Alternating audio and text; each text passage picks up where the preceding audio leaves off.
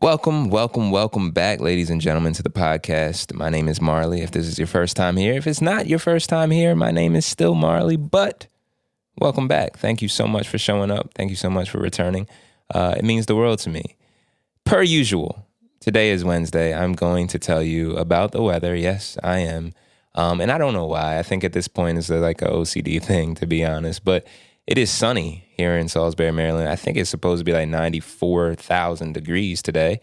So, make sure you dress naked. I am really excited about today. I've tried this podcast now, this episode, 3 different times. And I haven't gotten it. It didn't feel right. And I am one of the people who, if it doesn't feel right, I try not to force it. I'm just moving on to the next thing. And I think that I've landed on something great. I am excited about this episode because it's something that I've not done yet, but it's something that I feel like the podcast should be doing. I said in the beginning that this podcast is a podcast that talks about the conversations between the music that ultimately fuel the music. So for this episode, I am playing you guys a song that I have not released. I am letting you guys hear this song. And I am going to talk about the song. This is not going to be a long podcast. This episode isn't going to be a long episode. I'm not going to take up a bunch of your time. But I love sharing my music with you guys, obviously, because I'm an artist. But I really do. I do love sharing the music. And there's more behind the music. There's more to me. There's more to everyone. And I think being an artist, you open yourself up to that revelation, right? You allow people to see you, and I like doing that sometimes. But today I'm gonna do it, and I'm gonna play you this song. It's not out yet, like I said, but the song is called "Fall Apart." I'm really excited about it when it does come out. I think it's gonna be soon, so be on the lookout for that. But anyway, without further ado, here's "Fall Apart."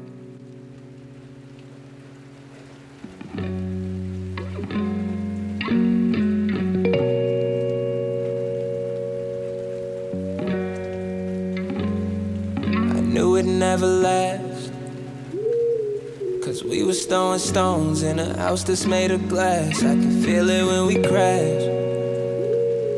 Yeah, this was just a flame, 'cause we never seemed to match. I'd be in and out your heart. I didn't mean to cause you pain, I just hate to get attached. Yeah, I knew it from the start that this would never last. I don't wanna press my luck, so I don't ever hit you up, and I don't ever bring you round. I don't wanna let you down, but I've been like this for forever. I know how to play the part, so if we ever last forever, that's when I know we'll fall apart. Some people make it way too easy, some people gotta make it hard. But if we ever last forever, baby, that's when I know we'll fall apart. I knew you weren't. So that is "Fall Apart." Obviously there is more to the song, but I am only gonna play that much today. Like I said, ladies and gentlemen, very, very excited about it. Because I am doing this for the first time. I am sharing new music with you guys, and it feels amazing. Anyway, getting into this song, this song came from a very interesting place. Interesting methods were used. It was the first time a song was completed doing this. I had originally wrote the song, or tried to write the song, but it didn't feel right. And like I said, if it doesn't feel right, I'm the type of person to just stop. I can't force it, especially when it comes to music. When it doesn't flow, when it doesn't feel right to me, I just know that it's off. And I don't think that people are going to resonate with it. Now, maybe they will. I have no clue. Maybe that's the wrong thing to do. I have no clue. But that's what works for me, so that's what I do. But I had originally written this song, and I actually have the note here, and I found it in my phone because I didn't even know it was here. I thought that I had just done a whole different method. But the original lyrics were these, and then I'll tell you about how I ended up getting to those lyrics. But the original lyrics were, "I've been here before you, huh? I adore you, but if I'm honest, I get bored and I start exploring. I love you when convenient. I start to think I really want to mean this. Remember all our Polaroids, memories that I won't avoid. I spread them on the floor. Why she ghost the boy?" That's a stupid line. Why she ghost the boy? Anyway, she still haunts me. You might be an option. I know that you want me. I do this too often. I can tell you want to last. I can tell you want me to tell you all the dreams that I might sell you. Gonna be facts. I don't know what I was writing. This is crazy. Which is probably why I stopped writing it. For this song, I actually ended up using an SM58. And I sat down in front of the computer. I played the record and I just mumbled my way into words. I believe it's called top lining. And it's basically where you start putting a melody together and then you kind of, figure out the words from there. For me, this completely worked. And it's something that I don't do it all the time.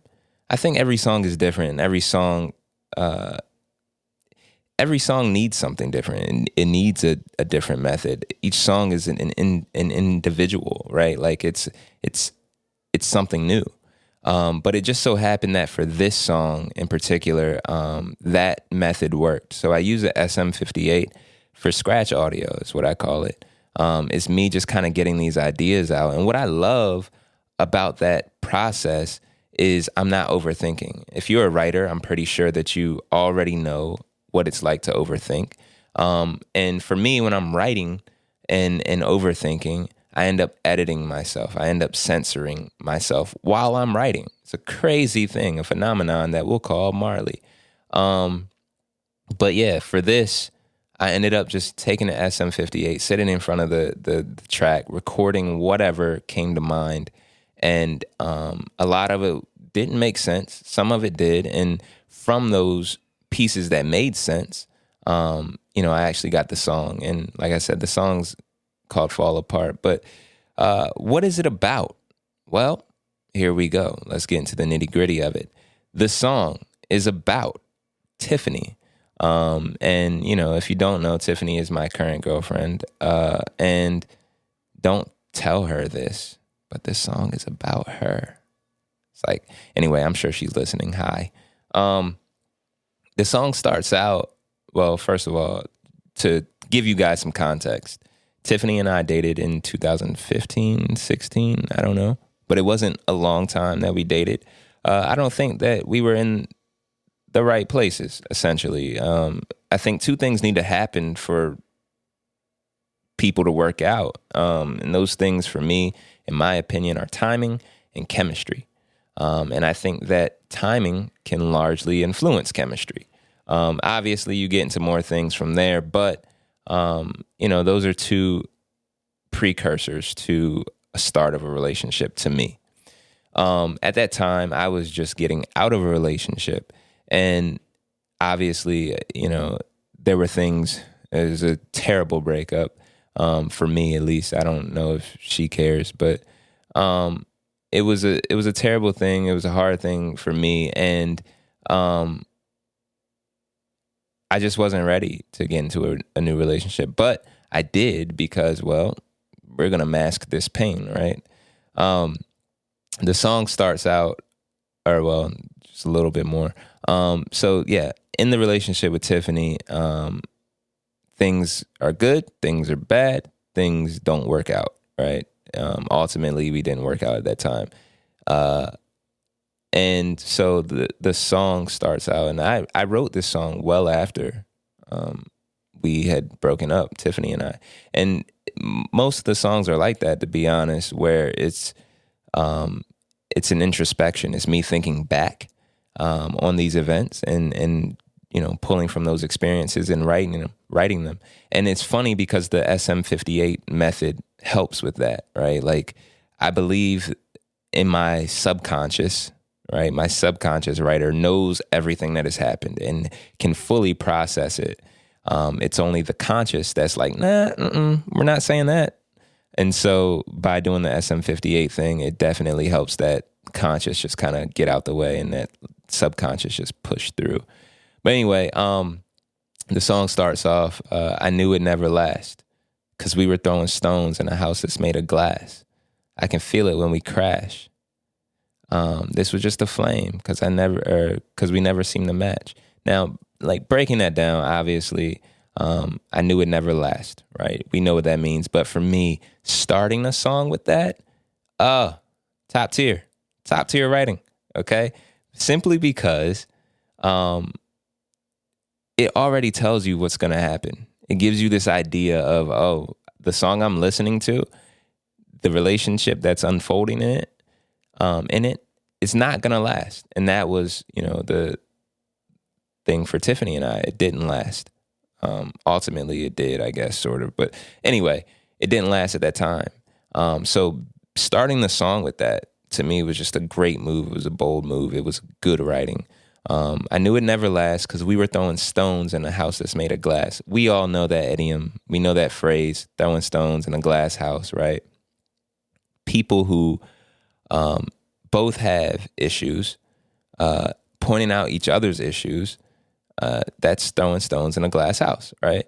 So that was the same thing. I don't think that either of us were really ready.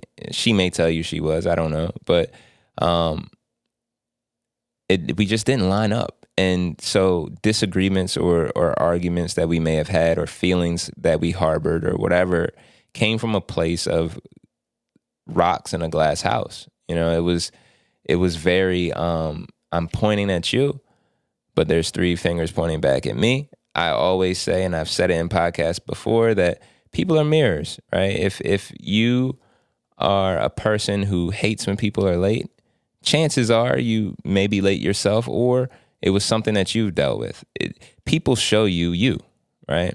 You see yourself in that. And so it was the same for, Tiffany and I at that time. It didn't work out because of those stones.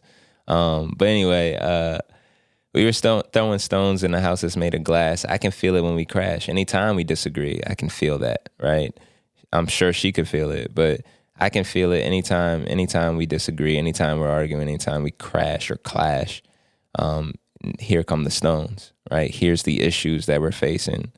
And that's a tough thing. And in relationships, that's where communication comes in. And I don't think that I know that Tiffany and I didn't really have great communication the first go around. And it's something that we're working on now, I think that in relationships, communication, patience, all that kind of stuff is something that's worked on every day. We're not perfect. We're two people. And I'm not even saying just Tiffany and I, but like we as humans are not perfect. We as humans are two people in relationships. And for some people, it's more than two. But, those things have to be worked on daily. And it's important to do that. So I can feel it when we crash. Yeah, this was just a flame because we never seem to match. Ooh. Double entendre time. I love wordplay. If you don't know, I absolutely love wordplay. I came up in rap. That was the first thing that I did with my music making ability. And in rap, there is wordplay, right? And it's so much fun. I remember listening to Lupe Fiasco and just being blown away with his use of wordplay, double entendres. Eminem was another guy who did it a lot. The list goes on, but those were the first two people that I really grasped this concept of wordplay. And it's really cool to be able to sing songs and still incorporate that use of wordplay, even when I'm not rapping. And so, we were just a flame, and because we never seemed to match. Obviously, that first go around, it was something quick. It flickered, right? And that's a flame. You know what I mean? That's that white hot kind of love or whatever, that rose-colored lens type thing, right? This flame. And it burns bright, or, it's nice, but it doesn't go for a long time, right? And the wordplay there is because we never seem to match, flame, right? Amazing. I know. Thank you. Anyway, but it still lends itself to the story, right? And that's important, I think, in writing, even if you're not a writer, just as an artist in general, you can have all these embellishments and the fun things, but if you're not telling the story, if it's not pushing the narrative, what are you doing? You know what I mean? So, for Tiffany and I, we were a flame at that time, and we didn't really seem to match. There were some times that we matched, but ultimately at that time we didn't. And that's relationships for you. To me, there's two things that are kind of precursors to relationships. It's timing and chemistry. And chemistry can be built through the timing, and obviously there's more things that go into it, but I think those are two big things initially. It's timing and chemistry. We already know that the timing for Tiffany and I was off, simply because I was just getting out of a relationship and she was in a whole different place. She was looking for a steadier relationship or a steady relationship. And I really wasn't at that time. And so the timing was off. Now the chemistry was there. But I think you have to have both, right? I think you have to have both of those to really get a nice start at that relationship. And Tiffany and I just didn't at that time. So we never seemed to match. I be in and out your heart. I be in and out your heart. I didn't mean to cause you pain, but I just hate to get attached. And so I was in and out of her heart, in and out of her life. I was kind of playing games, she would say. Tiffany would definitely say I was playing games. So yeah, I was in and out of her heart, in and out of her life, just because, like I said, I wasn't ready and I wasn't committed to that at all. And so that line pretty much speaks for itself, Yeah, and then it ends the verse with, I knew it from the start that this would never last. And I like that because it's kind of this, I don't know if that's a round robin or not as far as literary terms go, but it feels like it should be, because I ended up looping back to the beginning. In the beginning of the verse, I said this would never last. And at the end, I'm now saying, I knew it from the start, not only of this verse, but of the relationship, that this would never last. So the verse for me was just a beautiful depiction of Tiffany and I's relationship the first go around. The pre-hook, that's a pre-hook. So I don't want to press my luck, so I don't ever hit you up. I don't want to let you down, or I don't ever bring you around. I don't want to let you down. Those are pretty self-explanatory. You only get so many times you only get one time at a first impression, but you only get so many times to get it right in people's lives. Like, people don't want you playing with them, right? So anything past that threshold, you're pressing your luck. And that was the thing that I was doing with Tiffany at that time. Like, I was pressing my luck. So I never hit her up. There was a time where I stopped hitting her up. I stopped hitting her phone because I knew that pretty soon this is gonna, I'm gonna wear out my welcome, right? The next part of that is, I don't ever bring you around because I don't want to let you down. For me, I heard once somebody said that for the first, I think, 3 to 6 months, you can hide who you are in a relationship. After that, it becomes very difficult. And most people can't, unless you're like a sociopath or something like that. But that's the case here. Not the sociopath thing. But I didn't bring her around because sooner or later she'd see behind this mask, and ultimately it would let her down. And that's more of an insecurity on my part. There's things that have been worked through or still working through in therapy. And but yeah, at the time it made sense, and it still makes sense to me. It's just not something that I'm actively living all the time now. But yeah, I don't want to let you down. that came from a place of just insecurity, you know? But anyway, so now we're in the hook, and this is my favorite part because the beat drops is amazing. I love it. And I've been like this for forever. I know how to play the part. I'm a people pleaser, my guy. So as a people pleaser, you almost become this chameleon, you know, and I can be in certain situations and in most situations, probably in every situation, and blend in well. But you ultimately kind of lose yourself doing that. And that's something also that I've kind of learned as I go through this therapeutic journey. But yeah, I've been like this for forever. I know how to play the part. So if we ever last forever, that's how I know we'll fall apart. Number one, the first thing is two things happening there. Number one, forever isn't forever. Like, there's no such thing. I don't believe it's such thing as forever. So if we ever last forever, that's when I know we'll fall apart. Why? Because eventually we will. It's just the truth. Whether that be, you know, death do you part or breakup do you part. You know what I mean? One of those things will happen. Something will happen. Nothing lasts forever. That's just my take on it. So that's the first meaning behind that line. And then the second is just my outlook at that time on relationships. And like I said, you know, when Tiffany and I had first started dating, you know, the first time around, I was coming out of a terrible breakup, and my outlook on love from that relationship was horrible.